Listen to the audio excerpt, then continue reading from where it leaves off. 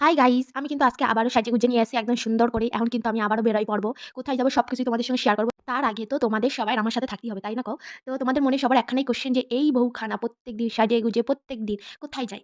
যাই তো কোথাও না কোথাও এক জায়গায় যাই। সবই তোমাদের সাথে শেয়ার করি। কারণ এখন যদি আমি না করি আর কবে করব কও দিনি? সামনের বছর দিয়ে যে আমার ছেলেটারে স্কুলে ভর্তি করব আর আমার ডানা দুখানা যে কাইটে যাবে তখন কি হবে, হ্যাঁ? এর জন্য এখন ডানা মেলে যেহেনে ইচ্ছা সেহেনে উড়ে বেড়াচ্ছি। আর একখানা কথা, মানে আমি কি করব কও দেহি? মানে এত যদি আমাকে নিমন্ত্রণ পড়ে আমি কি করব? নিমন্ত্রণ পড়লে কিন্তু ছাড়াছাড়ির মধ্যে আমি কিন্তু নাই। হ্যাঁ, নিমন্ত্রণ এত কষ্ট করে পাই। ১ বছর নিমন্ত্রণ ঠিক করে পাইনি বলে আমার কত না কষ্ট হইল মনে। আর এই বছর যখন আমি এত নিমন্ত্রণ পাচ্ছি কেন ছাড়বো? আর জানো তো যেতে, যেতে যখন এই মায়ের মুখটা দেখলাম, আহা! কি অপরূপ দৃশ্য গো! সত্যি মায়ের মুখটা এত সুন্দর ছিল। আগে জানো তো তোমাদেরকে একটু ভালো করে দেখাতাম। আমি নিজেই ঠিক করে ভালো করে দেখতে পাইনি। কিন্তু যতটা দেখেছি ততটার মধ্যে দেখলাম যে মায়ের মুখটা সত্যিই একটু অন্য টাইপের আর খুব সুন্দর ছিল। তো চলে এসেছি আমরা আজকে আমার বরের এক বন্ধুর ছেলের অন্নপ্রাশন তো সেখানে। তো এখানে ঢুকতে না ঢুকতে আমার বাবু মনে ভাবছে যে এই বেলুনগুলো আমি কখন হাতের মোয়াতে পাবো। তো ভাবতে চলে আসলাম ভিতরে। আর যার জন্য এসেছি সে এখন ঘুমিয়ে পড়েছে কারণ সে খুব টায়ার্ড। আর আমরা যখন এসেছি তখন তো সব লাস্টে আরকি।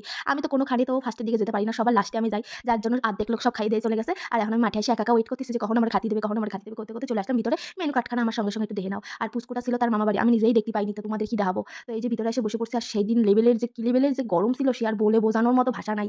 এত লেভেলের। আর একটা দুঃখের বিষয় যে আমার বাবুটা না সারাক্ষণ ঘরের মধ্যে থাকে। আশেপাশে কোনো বাচ্চা নেই আর বাড়ি থেকে তো বেরই হই না। আর তার থেকে বড় কথা আশেপাশে কোনো পার্কও নেই। আস্তে জানো তো এই পার্কটা পড়ল। খুব গরম লাগছিল কিন্তু তারপরে ভাবলাম যে বাবুকে একটু পার্কে নিয়ে যাই। ও পার্কে এসে আমি নিজেই জানি না যে এতটা মজা করবে। আগেরবার পার্কে নিয়ে গেছিলাম ও অতটা মজা পায়নি। কিন্তু এইবার যেহেতু একটু বড় হয়েছে আর অনেকে ছিল যার জন্য জানো তো ও না খুব মজা পাচ্ছিল। ওখান থেকে একদম আসতে চাচ্ছিল না। কিন্তু এত বীভৎস গরম ছিল কিছুক্ষণ দেখার পরে জোর করে বাড়িতে নিয়ে এসেছি। আজকের ভিডিওটা এই পর্যন্ত তোমাদের কেমন লাগলো অবশ্যই কমেন্টে জানিও। পাশে থাকো তাহলেই হবে। আর ভালোবাসা দিও। টাটা।